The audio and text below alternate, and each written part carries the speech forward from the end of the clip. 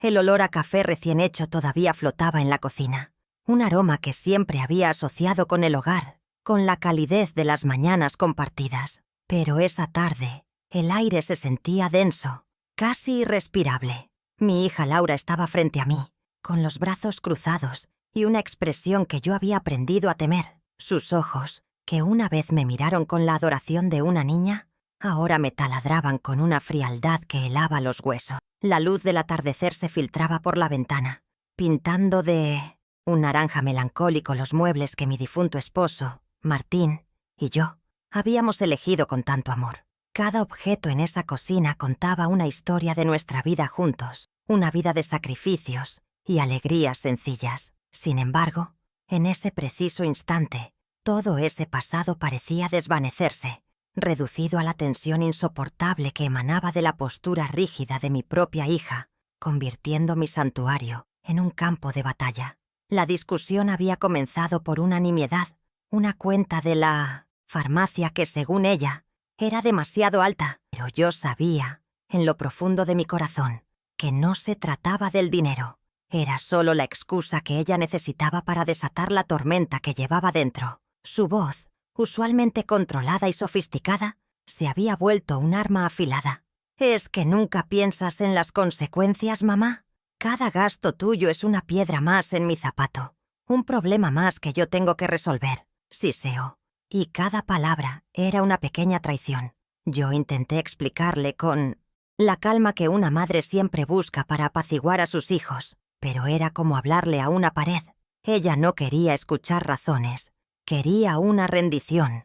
Quería que yo me sintiera culpable por el simple hecho de existir, por necesitar cuidados que ella consideraba una molestia. Y entonces, lo dijo, las palabras que se quedarían grabadas a fuego en mi memoria, repitiéndose en mis noches de insomnio. ¿No entiendes, mamá? Con tus problemas y tus necesidades, solo eres una carga. Deberías estar en un asilo, no aquí, arruinando mi vida. El tiempo pareció detenerse. Sentí como si una mano invisible me apretara el pecho con fuerza, robándome el aire. El zumbido en mis oídos ahogó el tic-tac del viejo reloj de pared, el mismo que había marcado las horas de su infancia, de sus fiebres nocturnas, de mis vigilias a su lado. Una carga. Esa era yo. No su madre, no la mujer que le dio la vida y que renunció a sus propios sueños para que ella pudiera alcanzar los suyos. Solo un peso muerto. Un estorbo en su camino hacia el éxito y la vida perfecta que tanto anhelaba. La miré, buscando un atisbo de duda, una sombra de arrepentimiento en su rostro. Pero no encontré nada. Solo había una determinación de acero, una convicción tan profunda que me hizo dudar de mi propia realidad. ¿Era así como me veía realmente? Su rostro, tan parecido al de su padre, se había endurecido. Las líneas de expresión marcaban una impaciencia cruel. En ese instante, la imagen de la niña pequeña que corría a mis brazos buscando consuelo se superpuso con la de esta mujer extraña y despiadada que tenía delante. El contraste era tan doloroso que sentí un vértigo, como si el suelo bajo mis pies se hubiera vuelto inestable. Me di cuenta de que la hija que yo había criado ya no existía. En su lugar, había una persona cuya ambición había devorado cualquier rastro de compasión. El silencio que cayó sobre la cocina fue más elocuente que cualquier grito. Era un silencio pesado, cargado de todas las cosas que yo no dije, de todos los sacrificios que ella nunca vio. Escuchaba el zumbido del refrigerador, un sonido monótono y constante que parecía burlarse del caos que se había desatado en mi interior. Vi cómo su pecho subía y bajaba, calmado, como si acabara de deshacerse de un gran peso al lanzármelo a mí. Para ella, esa confesión brutal era una liberación. Para mí, era una sentencia. Sentí mis manos temblar y las escondí en el regazo de mi delantal. Un gesto instintivo, como si pudiera ocultar mi dolor y mi fragilidad de su mirada juzgadora. Cada segundo de ese silencio me despojaba de una capa de dignidad, dejándome expuesta y vulnerable. Ella interpretó mi quietud como una derrota, una aceptación de sus crueles palabras. Una pequeña y satisfecha sonrisa se dibujó en la comisura de sus labios. «Es lo mejor para todos, mamá. Tienes que entenderlo», añadió, con un tono que pretendía ser razonable pero que solo destilaba condescendencia. Luego se dio la vuelta sin esperar respuesta, sus tacones resonando contra el suelo de baldosas con una cadencia final, como martillazos sobre la tapa de un ataúd. La vi salir de la cocina, erguida y segura de sí misma, dejando tras de sí un rastro de destrucción emocional. Creyó que me había quebrado, que finalmente había conseguido doblegarme para poder disponer de mi vida y de mi casa a su antojo. No tenía idea de lo equivocada que estaba, pero en medio de esa desolación, mientras el eco de sus pasos se desvanecía, algo diferente a la tristeza comenzó a crecer en mi pecho. Era una sensación extraña, fría y afilada como un trozo de hielo. El shock inicial se disipaba lentamente, dando paso a una claridad inesperada. Las lágrimas que amenazaban con brotar se secaron antes de nacer. Me di cuenta de que había pasado demasiados años mendigando un amor y un respeto que deberían ser incondicionales. Había justificado su egoísmo, había perdonado su indiferencia, siempre con la esperanza de que la niña cariñosa que recordaba regresaría. Pero esa tarde, esa esperanza murió, y en su lugar nació una determinación que no sabía que poseía. No era un deseo de venganza, no al menos de una venganza vacía.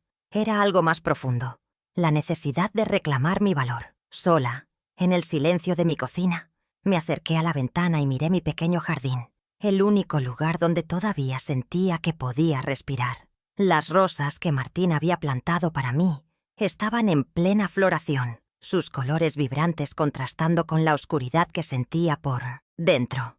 Acaricié el cristal frío y me vi reflejada en él, una mujer de 68 años, con el cabello plateado y arrugas, que contaban la historia de una vida entera. Pero detrás de esa apariencia frágil, mis ojos tenían un nuevo brillo. Era el brillo del acero.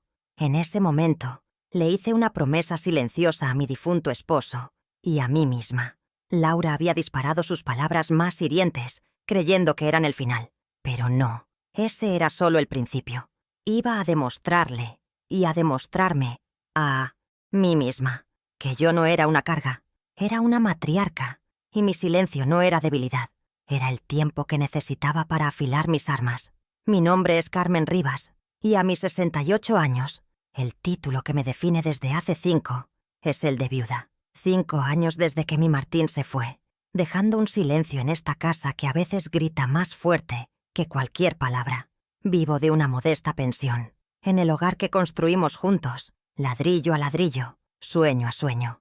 Mis días transcurren en una calma predecible, una rutina que me sirve de ancla para no perderme en el mar de los recuerdos. La gente me ve como una viejecita frágil, de movimientos lentos y mirada nostálgica, y supongo que en parte tienen razón. He permitido que el mundo me vea así, pequeña e inofensiva, porque a veces es más fácil no pelear.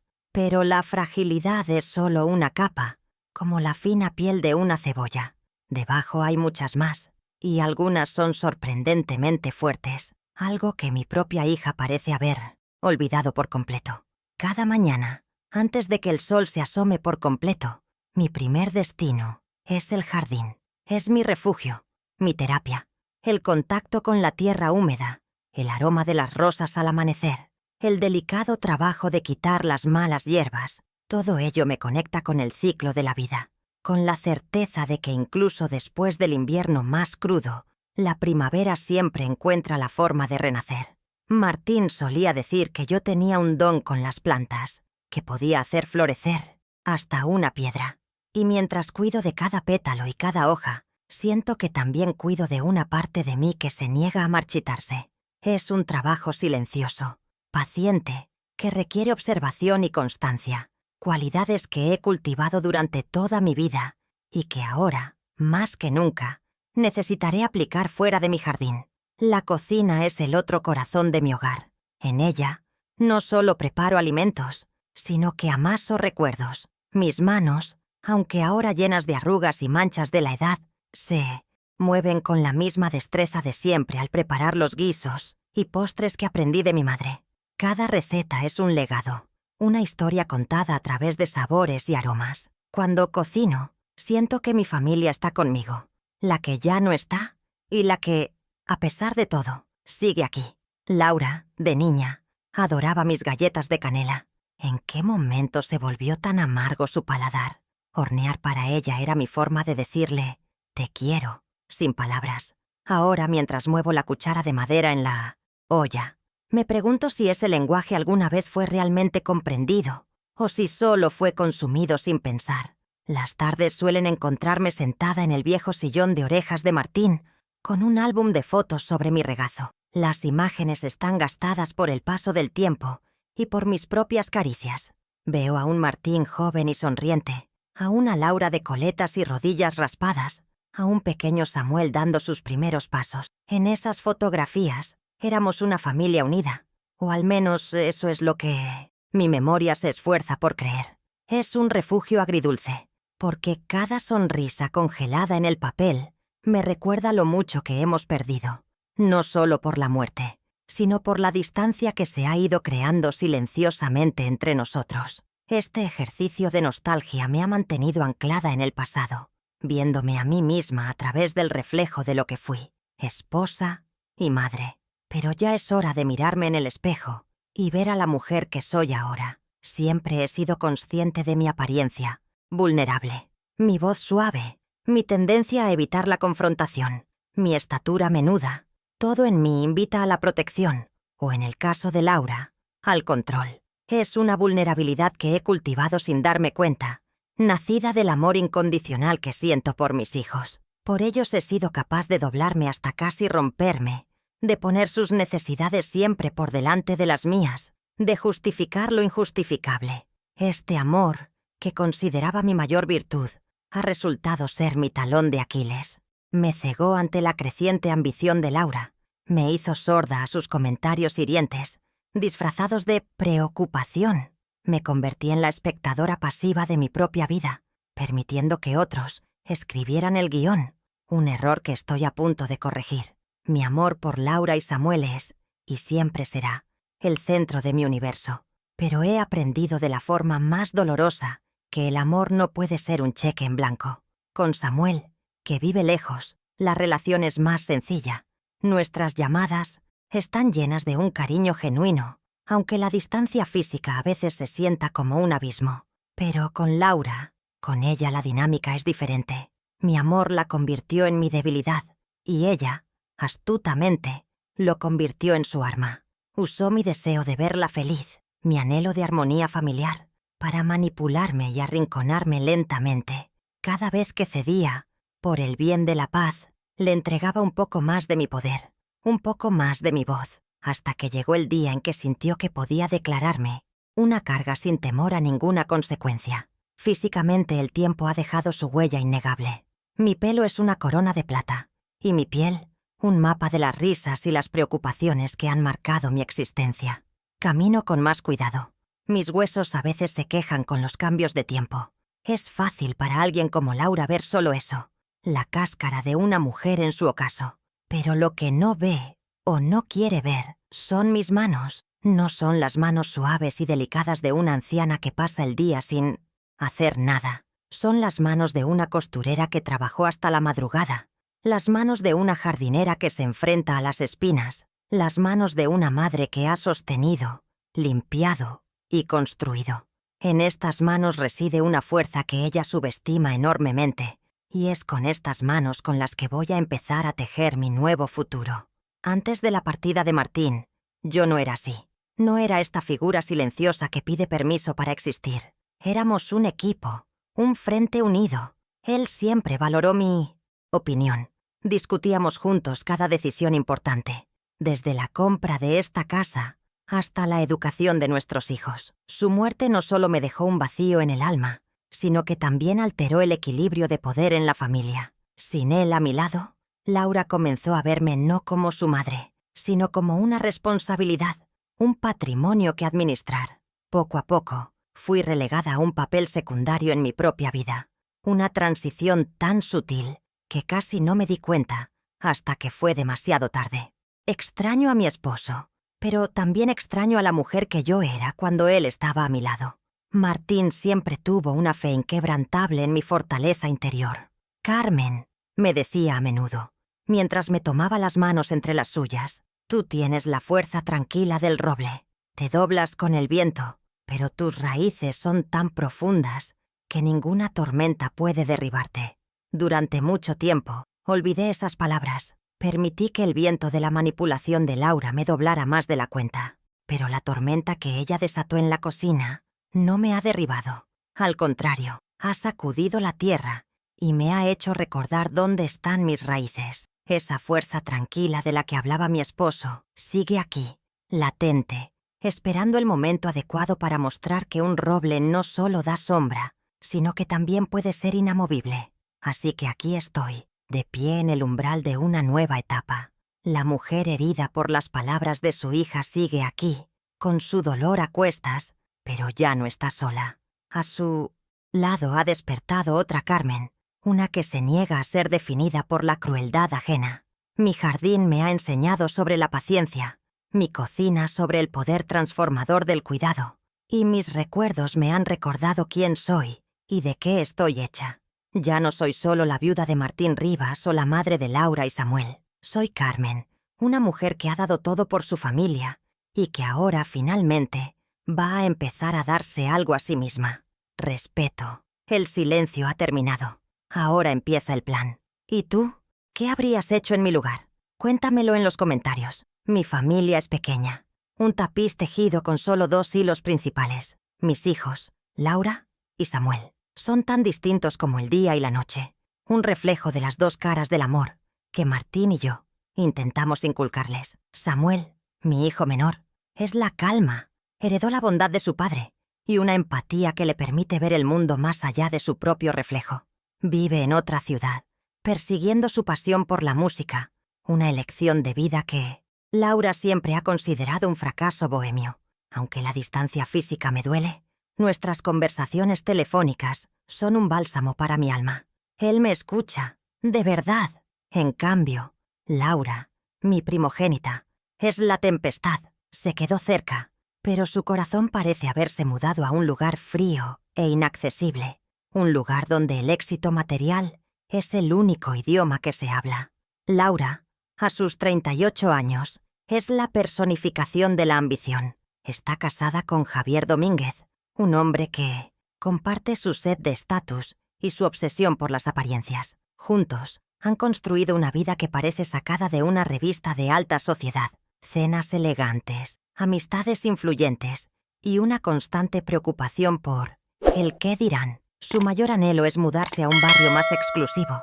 Y para ello, mis 4 paredes se han convertido en un obstáculo. O más bien, en el peldaño que necesitan para subir. Ella no ve esta casa como el hogar de su infancia, lleno de risas y recuerdos, sino como un activo inmobiliario, un capital estancado que le impide alcanzar la vida que cree merecer. Su codicia se disfraza de pragmatismo, pero yo veo la verdad en sus ojos, una impaciencia voraz por poseerlo todo. Javier, mi yerno, es el eco de las ambiciones de Laura. Es un hombre de sonrisa fácil y palabras calculadas, pero detrás de su fachada de amabilidad percibo un desdén apenas disimulado. Me trata con una condescendencia que me hace sentir como una reliquia del pasado, una abuela entrañable, pero anticuada que no entiende el mundo moderno. Es él quien alimenta las inseguridades de Laura, susurrándole al oído que merece más, que mi presencia y mi vieja casa son un lastre para su imagen pública. Nunca me ha confrontado directamente. Su estilo es más sutil. Son pequeñas pullas en las cenas familiares, miradas de impaciencia cuando tardo en entender un término financiero, gestos que me hacen sentir invisible en mi propio hogar. Él no es el autor de la crueldad, pero es, sin duda, su cómplice más leal. Mi Samuel es diferente. A sus 32 años, ha elegido un camino de autenticidad en lugar de opulencia. Se fue de la ciudad para unirse a una orquesta, una decisión que llenó de orgullo a su padre, pero que Laura calificó de irresponsable. Su ausencia ha sido un arma de doble filo. Por un lado, me ha protegido de las críticas y presiones que él, con su carácter noble, no habría tolerado. Por otro, me ha dejado sola en la trinchera, enfrentándome día a día a la creciente impaciencia de su hermana. Hablamos cada domingo, y en su voz encuentro el cariño que tanto me falta aquí. Él sabe que las cosas con Laura no van bien, pero no conoce la profundidad del abismo. porque yo, en mi afán de proteger la frágil paz familiar, siempre he minimizado los conflictos. La relación con Laura no siempre fue así de tóxica.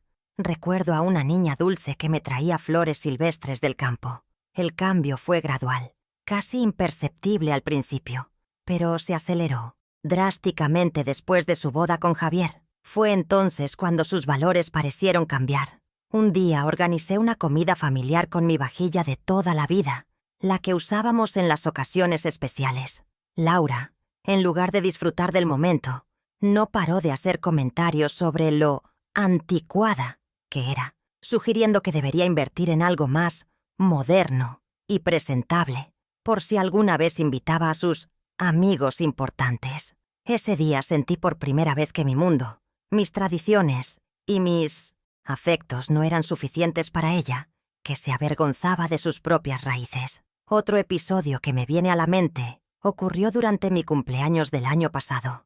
Insistieron en celebrarlo en un restaurante caro y de moda, un lugar donde me sentía completamente fuera de lugar. Pasaron toda la noche hablando de negocios, de inversiones y de personas que yo no conocía, ignorándome casi por completo. Cuando el camarero trajo el pastel, cantaron el feliz cumpleaños a toda prisa, más como una obligación que como una celebración genuina.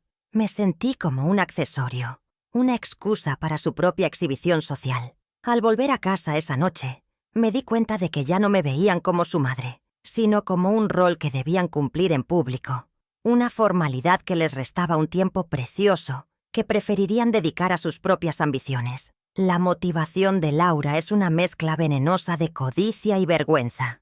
La codicia es obvia. Quiere esta casa, su valor, la libertad financiera que le daría. Pero la vergüenza es más profunda y, para mí, más dolorosa. Se avergüenza de mí, de mi vida sencilla, de mi ropa sin marca, de mi falta de interés en su mundo superficial. Siente que mi existencia modesta contradice la narrativa de éxito y abolengo que intenta construir para sí misma. En su mente, para que ella pueda ascender, yo debo desaparecer, o al menos ser reubicada en un lugar donde no pueda contaminar su imagen. Por eso la palabra carga salió de sus labios con tanta facilidad.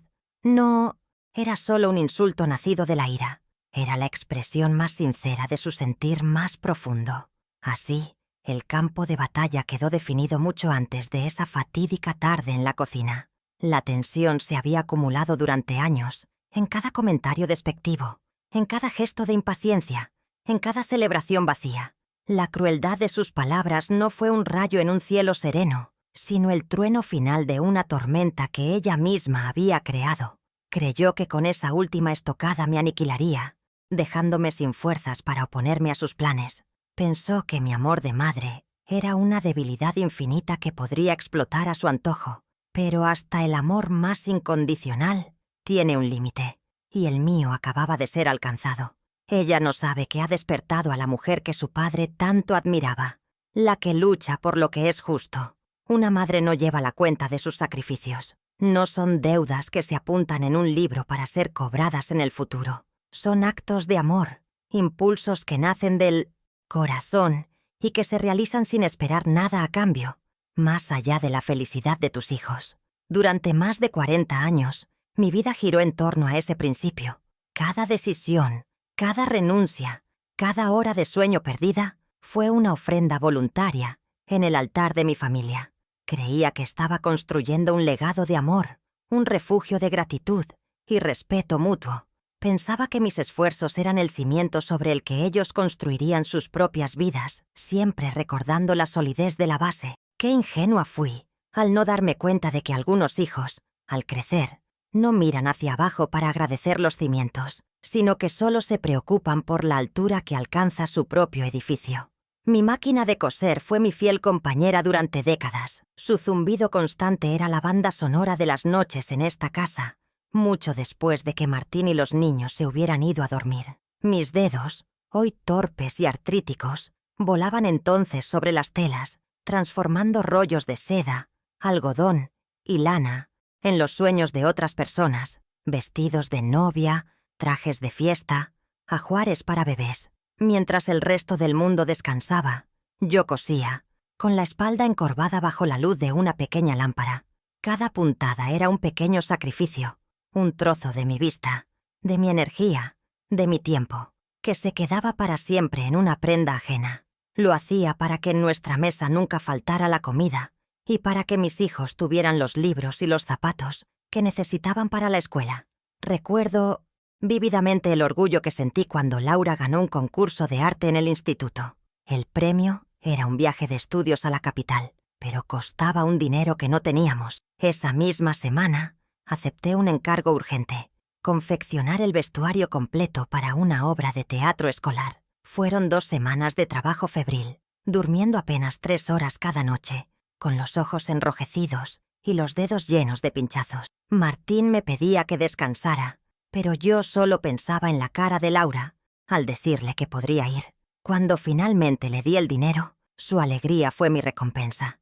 Ella nunca supo de mis noches en vela, del dolor en mis hombros. Para ella, el dinero simplemente apareció, como por arte de magia. Para mí, fue un pedazo de mi salud que invertí gustosamente en su felicidad. Yo también tuve mis propios sueños, sueños que guardé en el cajón más profundo de mi corazón. Antes de casarme soñaba con estudiar diseño, con tener mi propia pequeña boutique, donde vender mis creaciones. Pero la vida, el matrimonio y la llegada de los niños redefinieron mis prioridades. Postergaba mis anhelos diciéndome: algún día, cuando los niños crezcan. Pero ese día nunca llegó. No lo lamentaba entonces, porque ver a Laura graduarse, ver a Samuel encontrar su camino, se sentía como un sueño cumplido a través de ellos. Pensé que mi inversión en sus futuros era también una inversión en mi propia felicidad. No entendí, hasta mucho después, que los sueños que se delegan en otros rara vez te son devueltos, ni siquiera en forma de gratitud. Laura, desde muy joven, tuvo un anhelo por las cosas bellas y caras, una aspiración a una vida más sofisticada de la que podíamos ofrecerle. Yo, en mi afán por no cortarle las alas, hacía esfuerzos sobrehumanos para satisfacer sus deseos. Recuerdo cómo se enamoró de un vestido carísimo para su fiesta de graduación, un vestido que estaba completamente fuera de nuestro alcance. Durante un mes, comimos guisos más sencillos, apagué luces para ahorrar en la factura y acepté todos los arreglos de costura que me ofrecieron mis vecinas. Cuando finalmente pude comprarle el vestido, su sonrisa iluminó la habitación. Se veía como una princesa, y yo me sentí la madre más feliz del mundo. No me importó que mis propias ropas estuvieran remendadas. Su felicidad era todo lo que importaba. Pero mi mayor sacrificio, el secreto que he guardado durante años, está ligado a una joya. Era un broche de oro y zafiros, una herencia de mi madre, la única cosa de verdadero valor material que poseía. No era solo un adorno, era mi conexión con ella, un talismán que me recordaba su amor y su fuerza. Lo guardaba en una cajita de terciopelo, y en mis momentos de duda, lo sostenía en mis manos, sintiendo el peso de la historia de las mujeres de mi familia. Era un tesoro sentimental, un pedazo de mi linaje que planeaba entregarle a Laura el día de su boda. Pero el destino, o más bien sus ambiciones, tenían otros planes para esa joya, planes que requerirían que yo rompiera una parte de mi propio pasado. Cuando Laura fue aceptada en una prestigiosa universidad privada, la alegría inicial fue rápidamente opacada por la realidad del costo de la matrícula. Era una cifra astronómica para nosotros. Martín y yo hicimos cuentas una y otra vez, pero no había manera. Vi la desesperación en los ojos de mi hija, el miedo a que su sueño se desvaneciera. Fue entonces cuando pensé en el broche. La decisión me desgarró por dentro. Era como elegir entre mi pasado y su futuro, entre la memoria de mi madre y la promesa de mi hija. Después de una noche de insomnio, mi elección fue clara, como siempre lo había sido. Mi hija era lo primero. Decidí que el amor que simbolizaba la joya no desaparecería, simplemente se transformaría en una oportunidad para ella. El día que fui a la joyería, sentí como si estuviera yendo a un funeral. El joyero, un hombre de ojos fríos y lupa en mano, examinó la pieza con una indiferencia profesional que me dolió. Para él era solo oro y piedras. Para mí Era el último abrazo de mi madre. Cuando me dio el dinero, una cantidad que me pareció enorme y a la vez insignificante, sentí un vacío helado. Al llegar a casa, le dije a Laura que habíamos conseguido el dinero gracias a unos viejos ahorros de su padre. No quería que cargara con el peso de mi sacrificio. Quería que volara alto y libre, sin deudas emocionales. Su alivio y su emoción fueron tan grandes que ni siquiera se detuvo a preguntar por el origen exacto de aquella suma milagrosa. Ella nunca supo la verdad. Se graduó con honores, inició su carrera y construyó la vida que tanto deseaba. Todo ello sobre el sacrificio silencioso de una joya que ni siquiera sabía que existía. Nunca hubo un reconocimiento, porque nunca supo que había algo que reconocer. Aceptó mi ayuda como algo natural, un deber inherente a mi condición de madre. Y ese es el origen del dolor que siento ahora. No es el sacrificio en sí lo que me pesa, porque lo volvería a hacer sin dudarlo. Es el abismal contraste entre la madre que vendió su pasado para darle un futuro a su hija y la hija que ahora quiere despojar a esa misma madre de su presente, etiquetándola como una simple carga. Así que, cuando me acusa de ser un peso, cuando resume mi existencia a una serie de problemas y necesidades, no solo me insulta a mí, sino que escupe sobre la tumba de su abuela y sobre cada puntada que di, cada noche que pasé en vela, cada sueño que guardé en un cajón. Mi vida entera ha sido una sinfonía de entrega, de dar sin pedir, de construir en silencio, y la única respuesta que he recibido es una invitación a desaparecer, a mudarme a un asilo para no arruinar su vida. La injusticia de sus palabras es tan profunda, tan abrumadora, que ha extinguido cualquier deseo de seguir sacrificándome. Ahora solo queda el deseo de justicia, una justicia silenciosa, como lo fueron mis sacrificios. Mi Martín no era un hombre de grandes fortunas, pero poseía una riqueza mucho más valiosa, la prudencia. Siempre pensaba 2 pasos por delante, especialmente cuando se trataba de proteger a su familia. Recuerdo con una claridad meridiana las tardes que pasábamos en el porche, mientras él, con la mirada perdida en el horizonte, hacía planes para un futuro que, lamentablemente, no llegaría a ver.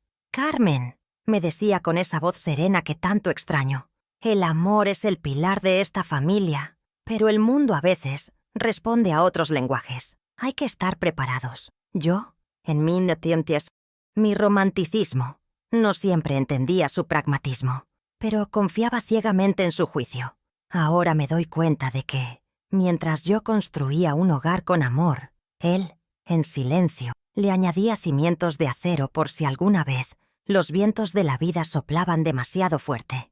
En una de esas conversaciones, pocos años antes de morir, me habló directamente de sus preocupaciones. Vio la ambición desmedida que ya empezaba a anidar en el corazón de Laura, una ambición que a mí me parecía una simple cualidad de una joven luchadora. «Nuestra hija llegará lejos, y eso me enorgullece», me confesó. «Pero su hambre puede hacerle olvidar de dónde viene. Quiero asegurarme de que tú, mi reina, nunca quedes a la merced de nadie, ni siquiera de nuestros propios hijos». Sus palabras en aquel momento me parecieron un exceso de celo, casi una ofensa a la lealtad de Laura. «No te preocupes, Martín. Ella nos adora», le respondí con ingenuidad. Él solo sonrió con tristeza y me acarició la mano, como quien entiende una verdad que el otro todavía no está preparado para ver. Pocos días antes de su partida final, cuando la enfermedad ya le había robado casi toda la fuerza, me pidió que le trajera una pequeña caja de metal que guardaba en su estudio. Dentro había un sobre grueso y sellado. «Esto es para ti, Carmen», me dijo con un hilo de voz. «Dáselo a mi viejo amigo, el abogado Alejandro Díaz, pero solo si alguna vez te sientes arrinconada, si sientes que tu lugar en esta casa está en peligro. Prométemelo». Yo se lo prometí entre lágrimas, sin comprender del todo la magnitud de su advertencia. Durante 5 años, esa caja ha permanecido oculta en el fondo de mi armario, un testamento silencioso del último acto de protección de mi esposo. La miraba de vez en cuando, pero nunca me atreví a romper el sello. Mi negativa a abrir el sobre no era por olvido, sino por una terca esperanza. Quería creer que Martín se había equivocado, que sus temores sobre Laura eran infundados. Abrir esa caja habría significado aceptar que mi familia se había roto, que el amor y el respeto que yo daba por sentados no eran tan sólidos como creía. Así que la dejé dormir, aferrándome a la ilusión de una armonía que en realidad ya se estaba desmoronando. Prefería soportar las pequeñas humillaciones, los desprecios velados, antes que enfrentar la verdad que mi esposo había tenido la lucidez de anticipar. Fue mi último acto de fe en la hija que había criado, una fe que ella misma se encargó de hacer, añicos en la cocina, con solo unas pocas palabras crueles. Alejandro Díaz no es solo un abogado, es un hombre que encarna la palabra lealtad. Fue el mejor amigo de Martín desde la infancia, su confidente y su consejero. Lo he visto envejecer junto a nosotros, celebrar nuestros aniversarios y llorar en el funeral de mi esposo.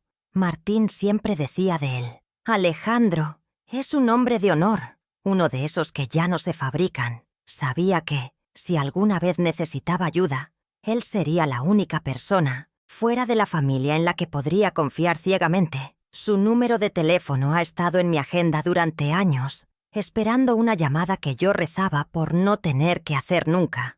Pero la promesa que le hice a Martín en su lecho de muerte era más fuerte que mi miedo, y Laura me había acorralado. Así que, al día siguiente de la humillación, con las manos todavía temblorosas, pero con una nueva y fría determinación, tomé la caja de metal. El sonido del sello al romperse fue como una detonación en el silencio de mi habitación, el inicio de una guerra que yo no había buscado. Dentro, encontré documentos que apenas entendía, testamentos, certificados, cartas de mi esposo. Sin dudarlo más, llamé a Alejandro. Su voz, al principio preocupada, se tornó seria y firme al escuchar mi historia. Tráeme todo, Carmen. Es hora de que sepas lo bien que te cuidó Martín. Todavía no puedo revelar el contenido de esos papeles, pero puedo decir esto. Laura cree que estoy en la ruina y a su merced. No tiene ni la más remota idea del poder que mi amado esposo dejó, silenciosamente, en mis manos. Un par de días después de la explosión en la cocina, Laura apareció en mi puerta con un ramo de margaritas, mis flores favoritas, y una sonrisa tan dulce que podría haberle dado caries a un santo. No hubo una disculpa, ni una mención a sus palabras. Actuó como si nada hubiera ocurrido, como si mi dolor fuera producto de mi imaginación.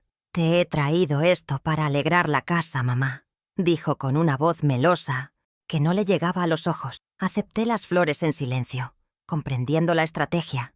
Era un intento de borrar su crueldad, de hacerme sentir que yo era la que había exagerado, la que estaba siendo demasiado sensible. Era una manipulación psicológica sutil, pero increíblemente perversa, diseñada para que yo dudara de mi propia percepción de la realidad y me sintiera culpable por estar herida.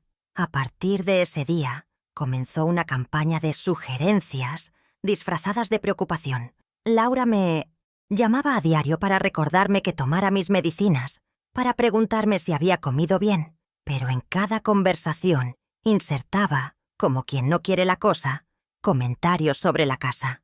«Mamá, este lugar es demasiado grande para ti sola. ¿No te sientes agobiada con la limpieza? Un apartamento más pequeño sería mucho más práctico y seguro. O he leído que las escaleras son muy peligrosas a tu edad. Me preocupo por ti». Cada palabra era una gota de veneno endulzado. Intentaba desgastarme, sembrar en mi mente la idea de que mi hogar era una trampa, una carga, y que ella solo buscaba mi bienestar. Era una asfixiante tela de araña tejida con falsas bondades. La estrategia se extendió al ámbito público. Un fin de semana, me invitaron a comer a su casa con una pareja de amigos suyos, personas a las que yo no conocía. Javier me presentó con una palmada condescendiente en la espalda. «Esta es mi suegra, Carmen. Un amor de persona, aunque ya necesita muchos cuidados. Pobrecita». Durante siempre toda la comida se refirieron a mí en tercera persona, como si yo no estuviera presente. Hablaron de mi frágil salud, de mi memoria olvidadiza, de lo difícil que es para Laura compaginar su trabajo con mi cuidado.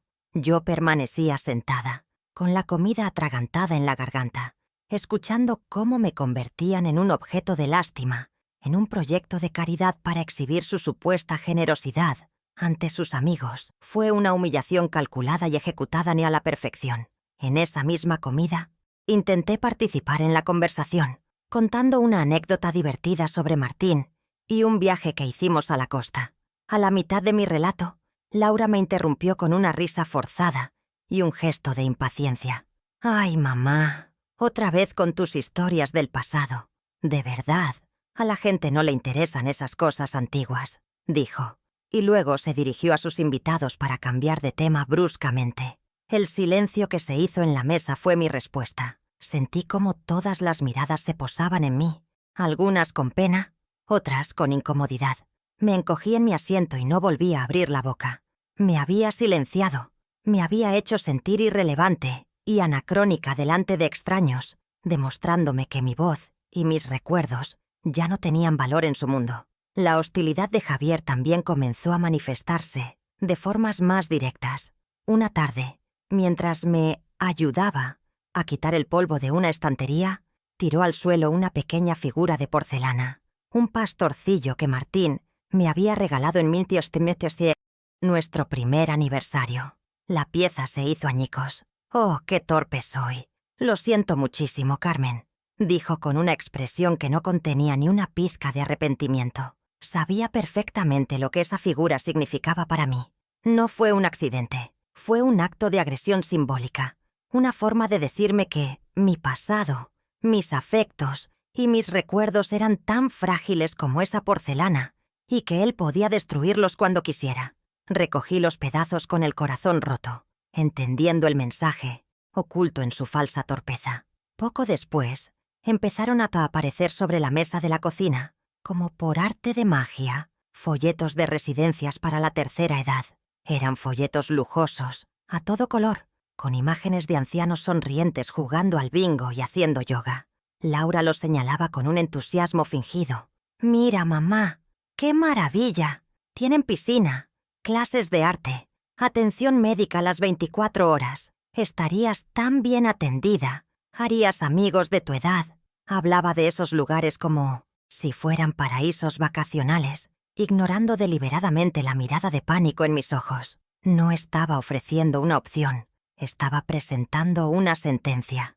La presión se volvía cada vez más explícita, y mi casa se sentía cada día menos mía, y más como una sala de espera hacia el exilio. Una tarde, mientras hablaba por teléfono con Samuel, Laura entró en la sala y se sentó frente a mí, observándome. Mi hijo me preguntó cómo estaba, y yo intenté decirle, con indirectas, que las cosas no iban bien. «Bueno, ya sabes, tu hermana se preocupa mucho por mí», dije, esperando que él captara el doble sentido. Pero Laura, al escucharme, comenzó a negar con la cabeza y a hacer gestos exagerados de que todo estaba perfecto, sonriendo de forma maníaca. Me sentí coaccionada, atrapada. Cambié de tema y le dije a Samuel que no se preocupara, que todo estaba en orden. Colgué el teléfono sintiéndome como una cobarde y una traidora. Me había aislado por completo, incluso de la única persona que podría haberme ayudado. La humillación pública continuó en los lugares más cotidianos. Si íbamos juntos al supermercado, Laura adoptaba un tono de voz alto y exageradamente lento, como si se dirigiera a una niña pequeña o a una persona con problemas de audición. «Mamá, necesitas ayuda para leer la etiqueta», decía en medio del pasillo, atrayendo las miradas curiosas de los demás compradores. Me sentía encoger, deseando que la tierra me tragara. Cada una de esas escenas era un pequeño asesinato de mi dignidad, una demostración pública de que yo era, a sus ojos, una incompetente que no podía valerse por sí misma. Era su forma de construir una narrativa, de justificar ante el mundo la decisión que ya había tomado, deshacerse de mí. En una reunión con unos primos lejanos que no veíamos a menudo, Laura aprovechó para contar una anécdota sobre cómo me había liado con el mando a distancia de la televisión la semana anterior. La historia, en su boca, se convirtió en una comedia de errores donde yo quedaba retratada como una anciana senil y confundida. Exageró los detalles, se rió a carcajadas y animó a los demás a reírse con ella. «¡Ay, mi madre! Es un caso perdido con la tecnología», exclamó, dándome palmaditas en la mano. La familia rió, sin malicia, pensando que era una broma cariñosa. Yo sonreí, porque era lo que se esperaba de mí, pero por dentro sentía cómo el hielo de la rabia se extendía por mis venas. Estaba usando mi imagen para su propio entretenimiento. Los ataques a mi espacio vital se volvieron más osados. Un día llegué a casa y encontré que habían movido el sillón de Martín de su lugar habitual. «Lo hemos puesto aquí, mamá, para que no te tropieces. Es por tu seguridad», explicó Javier. Pero no era por seguridad. Era una invasión. Estaban rediseñando mi hogar, borrando las huellas de mi vida con Martín, reclamando el territorio poco a poco. Cada objeto cambiado de sitio, cada cuadro movido, era una afirmación de su poder, un recordatorio constante de que yo ya no era la dueña de mi propio santuario. Estaban vaciando la casa de mi alma para poder llenarla con la suya. Era una conquista silenciosa y metódica. Luego vino el ataque a mi independencia financiera. En una de sus visitas, Laura se sentó a mi lado con una seriedad impostada. «Mamá, he estado pensando que debe ser un lío para ti ir al banco y pagar las facturas. ¿Por qué no me das acceso a tu cuenta? Yo puedo gestionarlo todo por ti, para simplificarte la vida». La propuesta era tan descarada que me dejó sin aliento. Me negué con toda la educación que pude reunir, diciéndole que todavía era capaz de manejar mis propios asuntos. Su reacción fue la de una mártir ofendida.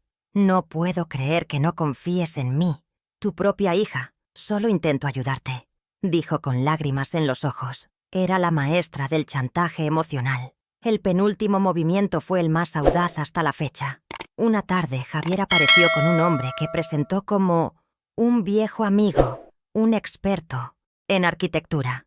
Lo invitó a pasar y ambos recorrieron la casa, mientras el supuesto amigo hacía comentarios en voz alta sobre el potencial del espacio, la excelente distribución y la necesidad de modernizar la cocina.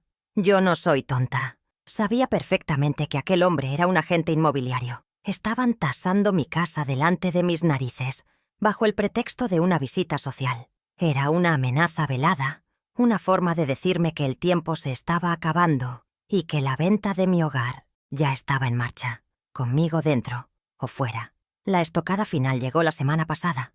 Laura se sentó frente a mí, tomó mis manos entre las suyas y con una mirada que pretendía ser compasiva, me dio el ultimátum. «Mamá, Javier y yo hemos encontrado un lugar perfecto para ti. Es una residencia preciosa, con jardín y personal encantador. Ya la hemos visitado. Creemos que es lo mejor para tu seguridad y tranquilidad. Te damos un mes para que te hagas a la idea y prepares tus cosas. Lo hacemos porque te queremos». Ya no había sugerencias ni folletos. Era una orden. La frase «lo hacemos porque te queremos» resonó en mis oídos como la más cruel de las mentiras. Me habían desahuciado de mi propia vida. Esa noche no pude dormir. Me quedé en mi habitación, a oscuras, mirando la cajita donde guardaba los pedazos rotos del pastorcillo de porcelana. Sobre la mesita de noche seguían los folletos de las residencias, burlándose de mí. Repasé mentalmente cada humillación, cada mentira, cada acto de agresión de las últimas semanas. La tristeza que me había acompañado durante tanto tiempo comenzó a transformarse. Se solidificó, se enfrió y se convirtió en una rabia afilada y lúcida. Ya no había espacio para las lágrimas ni para la esperanza de una reconciliación. Habían ido demasiado lejos. Habían cruzado una línea que no tenía retorno. Mi Martín me había pedido que actuara si me sentía arrinconada. Y yo, en ese momento, no solo me sentía arrinconada, me sentía sitiada. El tiempo de la paciencia había terminado. La mañana siguiente al ultimátum de Laura, me levanté antes del amanecer, como de costumbre. Pero algo en mi interior había cambiado de forma irrevocable. Fui a mi jardín. El aire de la madrugada era frío y afilado. Mis ojos se posaron en el viejo roble que Martín y yo plantamos cuando compramos la casa, el mismo del que él solía hablar. Sus raíces, gruesas y nudosas, se aferraban a la tierra con una tenacidad silenciosa, imperturbables ante las estaciones y las tormentas. En ese momento, mirándolo, lo entendí. Dejé de sentirme como una flor delicada a punto de ser arrancada. Sentí la fuerza del roble dentro de mí. Las lágrimas se habían secado para siempre, y en su lugar, una calma glacial se instaló en mi pecho. Ya no había dolor, ni súplica, ni anhelo de amor. Solo había la certeza silenciosa de lo que tenía que hacer. El punto de ruptura no fue un grito, fue la quietud absoluta de mi corazón. De pie, frente a ese árbol, tuve una conversación, silenciosa conmigo misma. Me prometí que no derramaría una lágrima más por una hija que ya no me veía como su madre. Me juré que dejaría de mendigar migajas de respeto en la mesa de su arrogancia. Acepté la dolorosa verdad. Laura y Javier no iban a cambiar. No habría un despertar milagroso de su conciencia. Eran quienes eran, y yo ya no tenía la obligación de perdonarlos ni de entenderlos. Mi única obligación, a partir de ese instante, era conmigo misma y con la memoria de mi esposo. Esta aceptación no me trajo felicidad, pero me trajo algo mucho más poderoso: libertad. La libertad de actuar sin el peso de la esperanza, la libertad de trazar mi propio camino sin esperar su aprobación. Con esa nueva claridad, volví a entrar en la casa. Fui directamente al teléfono y marqué el número de Alejandro Díaz. Mi mano ya no temblaba. Cuando su secretaria me pasó la llamada, mi voz sonó extraña a mis propios oídos. Era firme, clara y desprovista de toda emoción. «Alejandro, buenos días. Soy Carmen Rivas», dije, y no hubo ni un atisbo de la mujer frágil y asustada que se habría esperado. «Necesito que nos veamos hoy mismo. He abierto la caja de Martín. Es hora de poner en marcha su plan». Hubo una breve pausa al otro lado de la línea, y luego la voz de Alejandro, llena de una gravedad respetuosa, respondió: «Te espero en 1 hora, Carmen». Sabía que este día llegaría. Colgué el teléfono y sentí que la primera pieza del tablero de ajedrez acababa de ser movida. La oficina de 1100. Alejandro era un santuario de orden y tradición. Paredes forradas de libros de derecho, muebles de madera oscura y el suave olor a cuero y papel viejo. Era un lugar que inspiraba confianza. Puse el sobre de Martín sobre su imponente escritorio. Mientras él leía los documentos, su expresión pasó de la concentración a un asombro contenido y finalmente a una lenta sonrisa de pura admiración. «Ah, Martín», suspiró, recostándose en su silla. «Siempre fue el hombre más inteligente y previsor que he conocido. Se aseguró de que tuvieras no solo un escudo, sino también una espada». Ver su reacción confirmó lo que mi corazón ya empezaba a sospechar. El legado de mi esposo era mucho más que un simple testamento. Era una obra maestra de protección y justicia diferida. Alejandro me explicó, punto por punto, el alcance de los documentos. No eran solo papeles. Eran las llaves de mi independencia total, las armas para mi defensa. Mientras hablaba, yo no sentía una euforia vengativa, sino una profunda y solemne sensación de rectitud. Era como si la balanza, que durante tanto tiempo había estado peligrosamente inclinada, comenzara a nivelarse. Sentí la presencia de Martín en esa habitación, su mano sobre mi hombro, asintiendo con aprobación. El plan que me había dejado no buscaba la destrucción, sino la restauración. Su objetivo no era la venganza, sino la reafirmación de mi dignidad. Y yo, su viuda, me convertí ahora en la ejecutora de su última voluntad. Una voluntad que trascendía lo legal para adentrarse en lo moral. Fue en esa misma oficina donde nació la idea del golpe final. «Debemos hacerlo de una forma que no deje lugar a dudas, Carmen», dijo Alejandro. «Necesitas testigos. Necesitas un escenario donde la verdad resuene con la máxima fuerza». Y así, la idea de una cena familiar tomó forma. No sería una cena cualquiera, sino un acto cuidadosamente orquestado. Se celebraría en mi casa, mi territorio, el objeto de su codicia. Invitaríamos a Laura y a Javier, y yo me encargaría de que Samuel también estuviera presente. Él sería el testigo imparcial, el corazón de la familia que necesitaba ver la verdad con sus propios ojos. Trazamos los pasos, preparamos los documentos que se revelarían y definimos el momento exacto para la estocada final. El plan era audaz, teatral y absolutamente necesario. A partir de ese día, Me convertí en la mejor actriz que el mundo haya conocido. Adopté el papel que Laura me había asignado, el de la anciana frágil y confundida que empieza a resignarse a su destino. Cuando me hablaba de la residencia, asentía con una tristeza fingida. «Supongo que tienes razón, hija. Quizás sea lo mejor», le decía, viendo la chispa de triunfo en sus ojos. Dejé que hicieran pequeños cambios en la casa, que hablaran de mis futuros arreglos delante de mí. Cada gesto de sumisión era una maniobra estratégica para adormecer su vigilancia, para que su arrogancia creciera, hasta cegarlos por completo. Estaban tan seguros de su victoria que no podían ver la trampa que se estaba cerrando a su alrededor. Una trampa que ellos mismos habían ayudado a construir. En los días previos a la cena, preparé mi casa y mi espíritu.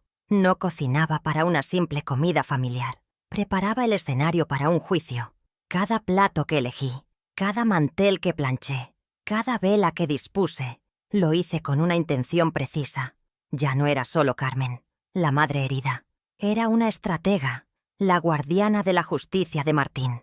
Él me había dado las herramientas, y yo las usaría con la precisión de un cirujano. El miedo había desaparecido por completo, reemplazado por un propósito inquebrantable. Laura y Javier esperaban una cena de despedida, la celebración de su victoria sobre la carga que yo representaba. Lo que no sabían es que estaban a punto de sentarse a la mesa para presenciar la ejecución de su propia codicia. Mi primera pequeña victoria ocurrió una tarde gris de martes. Laura llegó sin avisar, con cajas de cartón vacías y una determinación enérgica.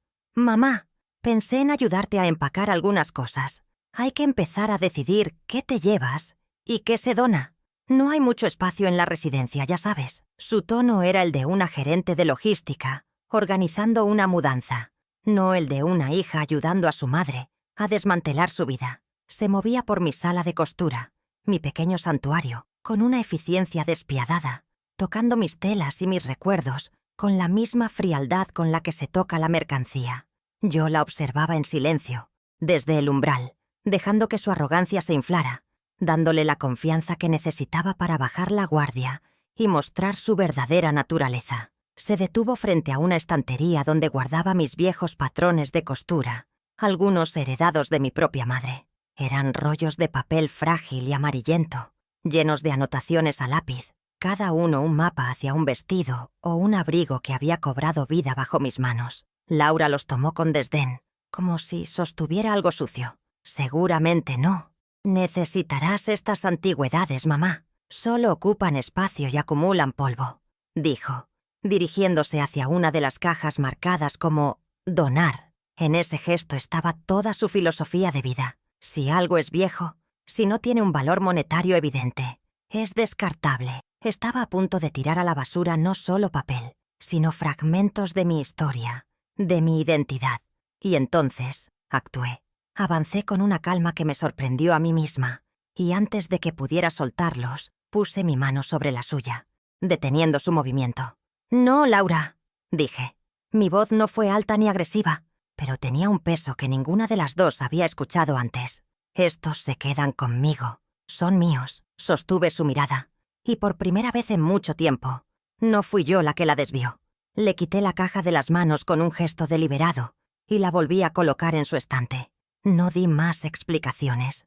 No le debía ninguna. Fue una simple declaración de soberanía sobre el pequeño reino de mi sala de costura, pero se sintió como si hubiera reconquistado un país entero. La reacción de Laura fue una mezcla de desconcierto y fastidio. Se quedó un instante con la mano en el aire, sorprendida por mi repentina firmeza. Pude ver en su rostro el rápido cálculo. ¿Valía la pena empezar una discusión por un montón de papeles viejos? Decidió que no. Puso los ojos en blanco y soltó un suspiro de mártir. «Como quieras, mamá. No entiendo para qué los quieres. Pero bueno». Lo desestimó como un capricho de vieja, una pataleta senil.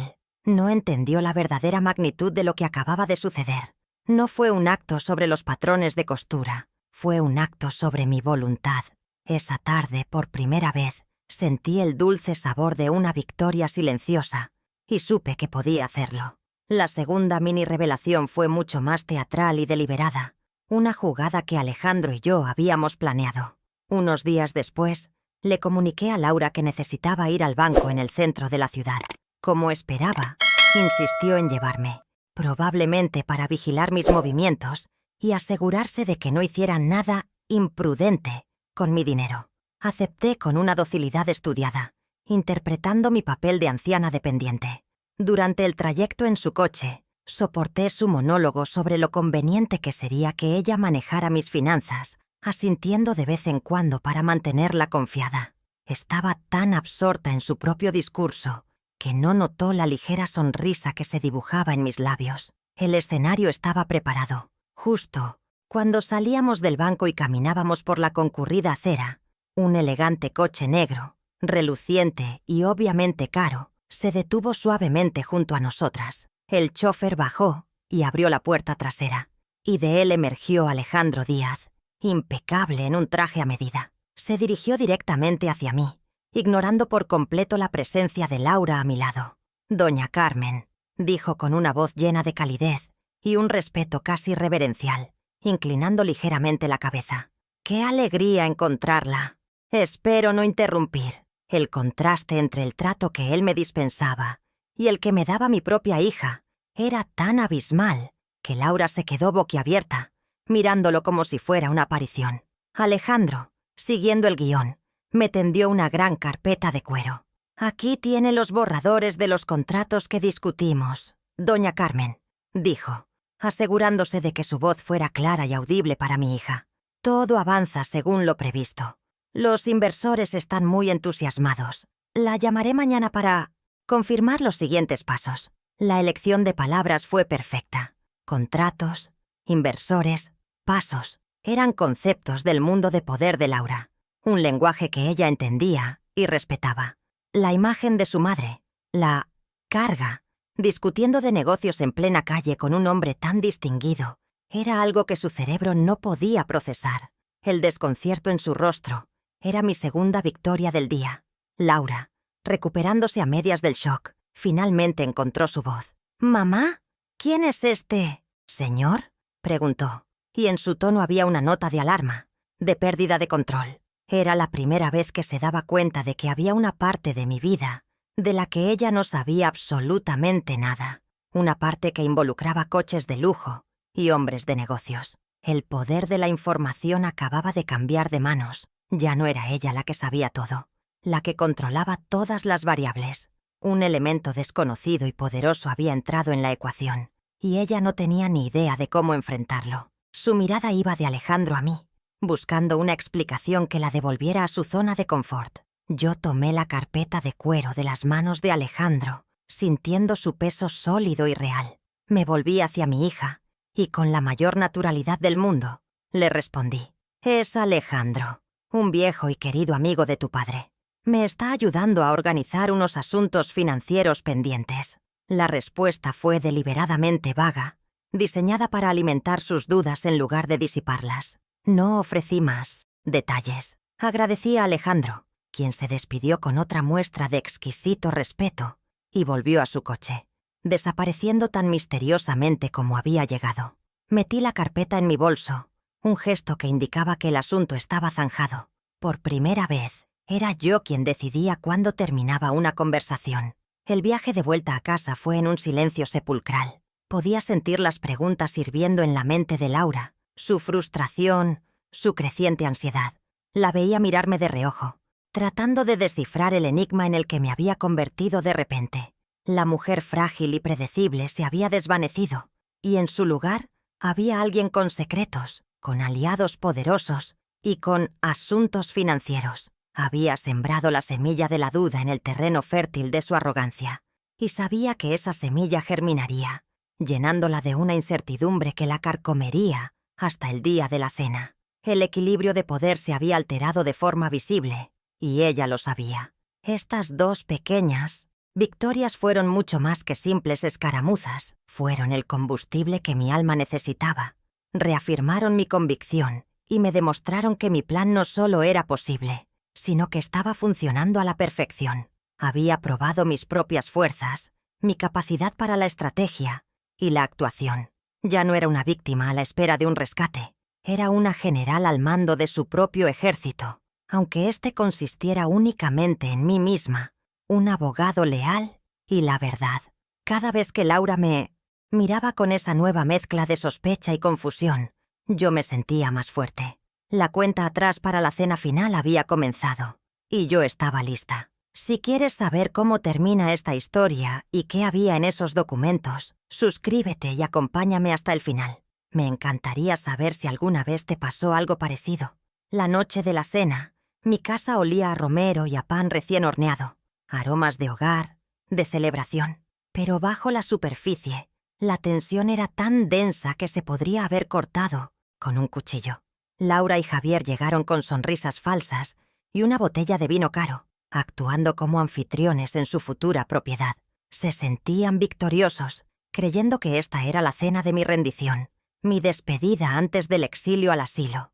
Mi hijo Samuel, a quien había llamado con la excusa de una importante reunión familiar, estaba visiblemente incómodo. Su mirada iba de la alegría forzada de su hermana a mi extraña serenidad, tratando de entender la disonancia.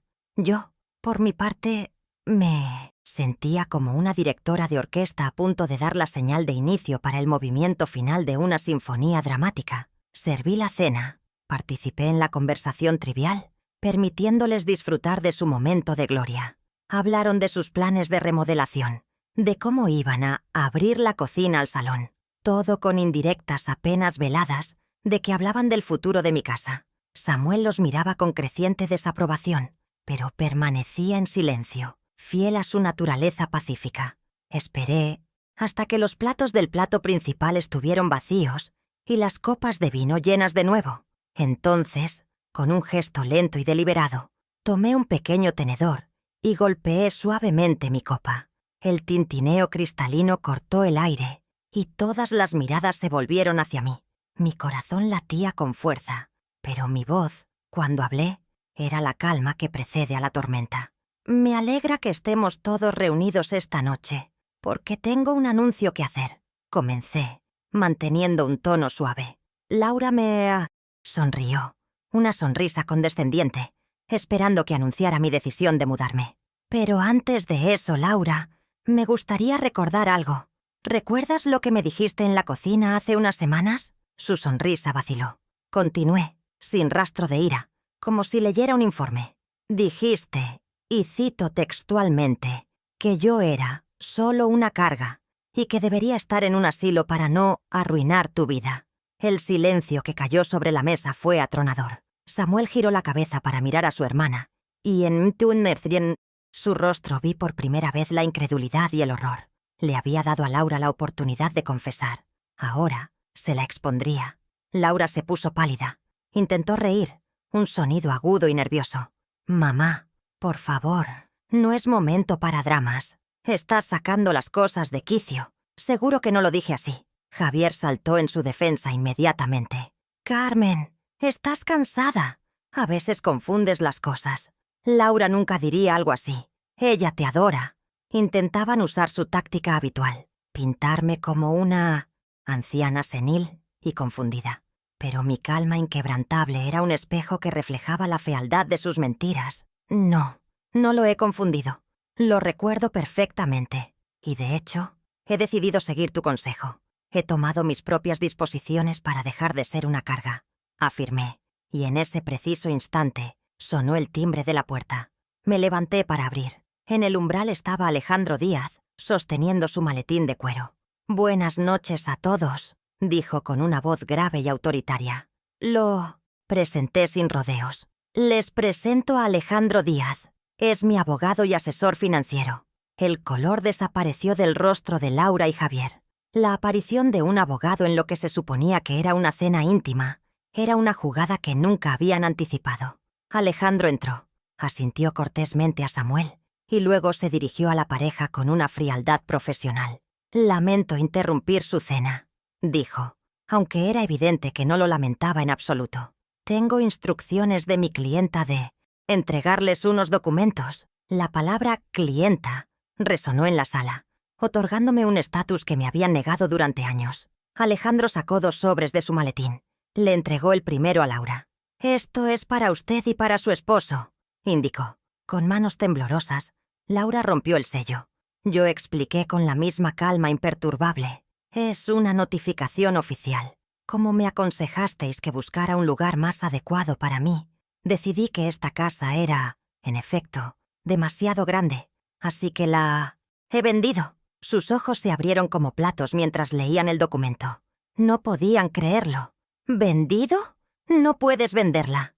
Esta casa es nuestra herencia, balbuceó Javier, perdiendo por fin su compostura. Su máscara de yerno encantador se había desintegrado, revelando al depredador codicioso que había debajo. Ahí es donde te equivocas, Javier, respondí, saboreando cada palabra. Según el testamento de mi difunto esposo, Martín, yo era la única y absoluta propietaria de este inmueble, con poder vitalicio para hacer con él lo que me viniera en gana, sin necesidad de consultar a nadie. Me volví hacia mi hija, y la he vendido por una cantidad que supera con creces lo que jamás habríais imaginado obtener por ella. El dinero ya está en mi cuenta.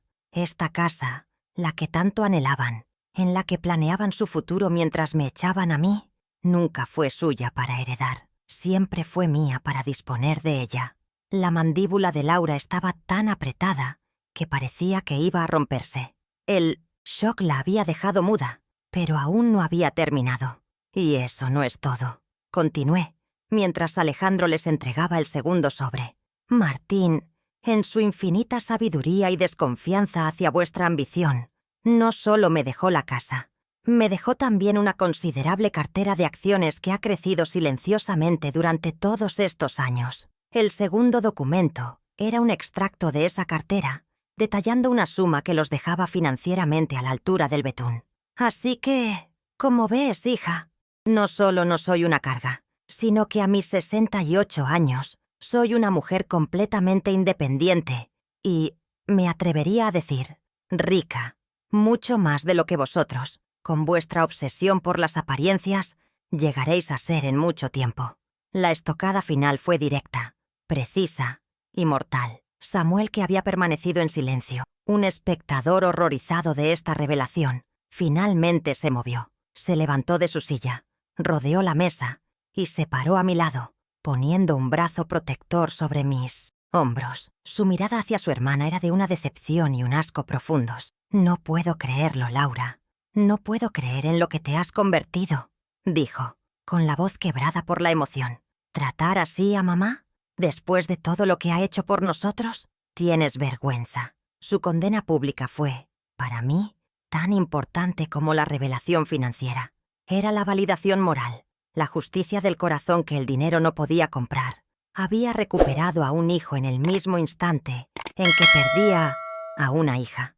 Laura y Javier se quedaron sentados, petrificados, derrotados. No había argumentos, ni defensas, ni forma de salir de la humillación absoluta en la que estaban sumidos. Su codicia, su crueldad, su plan maestro, todo había quedado expuesto bajo la luz implacable de la verdad, ante los dos únicos testigos que importaban, el hermano al que despreciaban y el abogado que representaba un poder que no podían combatir. Permanecieron en silencio en mi mesa de comedor, en una casa que ya no era mía para que ellos la tomaran, despojados no solo de una herencia, sino de su honor y su dignidad. El festín de su arrogancia había terminado, y todo lo que quedaba eran las migajas de su vergüenza. La justicia, como la cena, estaba servida. Cuando la puerta se cerró tras Laura y Javier, un silencio de una calidad completamente nueva llenó la casa. No era el silencio tenso de los días previos, ni el silencio vacío que me había acompañado desde la muerte de Martín. Era un silencio de paz, de claridad, como el que se encuentra en la cima de una montaña, después de una larga y ardua escalada. Samuel y yo nos quedamos un largo rato sin hablar, simplemente asimilando la magnitud de lo que había ocurrido. Luego, él me abrazó, un abrazo fuerte y largo, lleno de todas las palabras de disculpa y de apoyo que no necesitaba decir. En ese abrazo, sentí que la fractura de mi familia, aunque dolorosa, había dejado al descubierto un vínculo con mi hijo, que ahora era más honesto y sólido que nunca. La casa ya no se sentía como un campo de batalla. Se había convertido por una última noche en un refugio de paz. Las pérdidas para Laura y Javier fueron inmediatas y devastadoras, tanto en lo material como en lo simbólico. Perdieron, por supuesto, la casa que ya consideraban suya y la herencia millonaria con la que contaban para financiar su ascenso social. Pero su mayor pérdida fue la de su reputación. Samuel, asqueado por su comportamiento, se encargó de contarle la verdad a toda la familia y, de alguna manera, la historia se filtró al círculo de amigos importantes de Laura. De la noche a la mañana, pasaron de ser una pareja admirable a ser vistos como unos parias, unos hijos crueles y desagradecidos. La imagen de éxito y perfección que tanto se habían esforzado en construir se derrumbó como un castillo de naipes, dejándolos expuestos en su miseria moral. Simbólicamente, lo perdieron todo. Perdieron el respeto de la única persona de la familia que todavía los miraba con buenos ojos, su propio hermano. La unidad familiar, aunque ya frágil, se rompió definitivamente por su culpa, dejándolos completamente aislados. Pero creo que la pérdida más profunda, aunque quizás tarden años en darse cuenta, fue la de su propia humanidad. Al reducir a su madre a una simple transacción financiera, a un obstáculo en su camino, se despojaron a sí mismos de la capacidad de amar y ser amados de forma incondicional. Se quedaron con su ambición como única compañera, un vacío que ninguna cantidad de dinero o estatus social podría llenar jamás. Se convirtieron en prisioneros de su propia codicia. Mi despedida de la casa no fue un acto de tristeza, sino de liberación. Cada caja que empaqué fue un paso más hacia mi nueva vida. A diferencia de la mudanza que Laura había planeado para mí, esta fue una celebración. Puse música, la música que le gustaba a Martín, y bailé entre los recuerdos mientras seleccionaba cuidadosamente los tesoros que me acompañarían. Me quedé con las fotos, el sillón de mi esposo, mi máquina de coser y los patrones de costura. El resto, los muebles pesados, las vajillas para ocasiones especiales, todo lo que me ataba a una vida de servicio, lo doné sin una pizca de nostalgia. No estaba huyendo de mi pasado. Estaba eligiendo conscientemente qué partes de él merecían formar parte de mi futuro. Ahora vivo en un lugar que Laura, en su limitada imaginación, nunca podría haber concebido. No es un asilo, es una comunidad residencial de lujo junto al mar. Mi apartamento tiene una terraza con vistas al océano, y cada mañana me despierto con el sonido de las olas, no con el eco de la crueldad. He hecho nuevas amistades, mujeres y hombres, con historias fascinantes, con quienes juego a las cartas, pinto acuarelas y doy largos paseos por la playa. Es un lugar lleno de vida, de risas y de respeto. Es el paraíso que yo misma he elegido y he pagado. Un recordatorio diario de que la vejez no tiene por qué ser un final, sino que puede ser el más glorioso de los comienzos. Mi espíritu ha experimentado una transformación igualmente radical. La mujer tímida y sumisa que evitaba la confrontación ha desaparecido. He encontrado mi voz y la uso. Opino en las reuniones de la comunidad.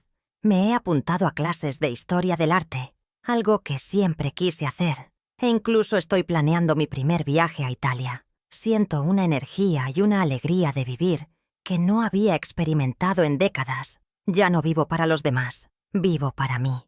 He aprendido que la mayor carga que una persona puede llevar no es la vejez o la necesidad de cuidados, sino el peso de una dignidad no reclamada.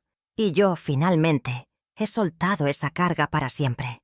La relación con mis hijos ha quedado claramente definida. Con Laura, la ruptura es total y definitiva. Ha intentado llamarme varias veces. Ha enviado mensajes llenos de un arrepentimiento que suena más a rabia por haber sido descubierta que a remordimiento sincero. No le he respondido. No la odio. Pero he construido un muro de protección alrededor de mi nueva paz. Y no permitiré que su toxicidad lo derribe. El perdón es una puerta que, por ahora, permanecerá cerrada. Con Samuel, en cambio, la relación florece. Me visita cada 2 fines de semana, y nuestras conversaciones son ahora más profundas y honestas que nunca.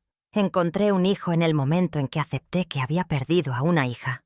Mi acto final no fue de venganza, sino de propósito, con una parte significativa del dinero de la venta de la casa y de Las acciones. He creado una fundación con el nombre de Martín Rivas. Su objetivo es simple pero poderoso: ofrecer asesoramiento y ayuda legal gratuita a personas mayores que se encuentren en situaciones de abuso o desamparo por parte de sus propias familias.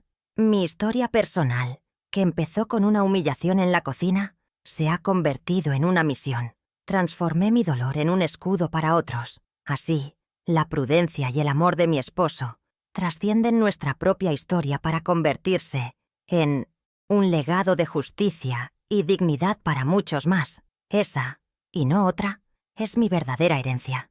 He aprendido de la forma más dura que la palabra carga rara vez se aplica a quien de verdad corresponde. Una madre que envejece, con sus achaques y sus necesidades, no es una carga. Es un testamento viviente de una vida de entrega, un mapa de sacrificios que merecen ser honrados. La verdadera carga, el peso muerto que aplasta el alma, es un corazón lleno de codicia. Es la ambición desmedida que te hace ciego al amor y sordo a la gratitud. Laura creía que yo era su fardo, pero la realidad es que ella y Javier se han condenado a llevar el peso de su propia vergüenza por el resto de sus vidas. Una carga mucho más pesada que cualquier cuidado que yo hubiera podido requerir. El amor de una madre es ciertamente incondicional, pero su dignidad no lo es. Damos la vida, el tiempo, los sueños, y lo hacemos con alegría, sin llevar cuentas. Pero este regalo sagrado exige, a cambio, un mínimo de respeto. Cuando ese respeto se niega, cuando el amor se trata como una obligación y el sacrificio como un derecho adquirido, el vínculo se envenena. No significa que el amor muera, pero sí que debe transformarse. Debe replegarse para convertirse en amor propio, en un acto de autopreservación. Proteger tu propia paz y tu propio valor no es egoísmo. Es la lección final que una madre, a veces, debe enseñarse a sí misma, para poder seguir siendo un faro, en lugar de una sombra. También he descubierto que la fuerza más imponente no es la que grita, ni la que golpea, ni la que impone. Es la que reside en el silencio. Es la fuerza tranquila de la que hablaba mi Martín, la del roble que se nutre en la quietud de la tierra. Durante años mi silencio fue interpretado como debilidad, como sumisión, pero se equivocaron. Mi silencio era mi santuario, el lugar donde procesé mi dolor, acepté la verdad y forjé mi plan. Era el tiempo que necesitaba para que mi tristeza se convirtiera en determinación. La verdadera fuerza no necesita anunciarse. Se revela en el momento justo, con una precisión y un impacto que ninguna furia podría igualar. Si mi historia puede dejarles una enseñanza, que sea esta: honren sus raíces. Cada uno de nosotros es el resultado de los sacrificios, visibles e invisibles, de quienes nos precedieron. Tratar a un padre o a una madre como un objeto descartable, como un peldaño que usar y luego desechar, no es solo un acto de crueldad, es un acto de autodestrucción. Es cortar el ancla que te conecta con tu propia historia, con tu propia humanidad.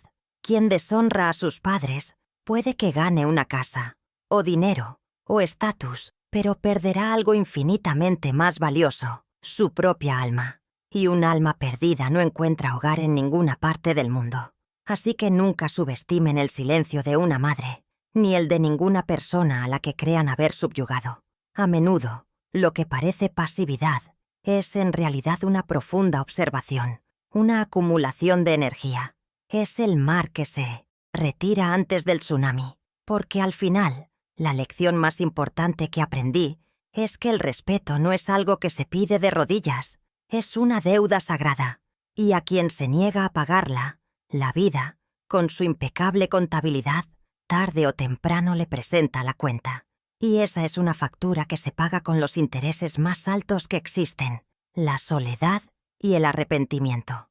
Gracias por acompañarme hasta el final de mi historia. Si te ha conmovido o te ha hecho reflexionar, compártela para que el valor del respeto a nuestros mayores resuene con más fuerza.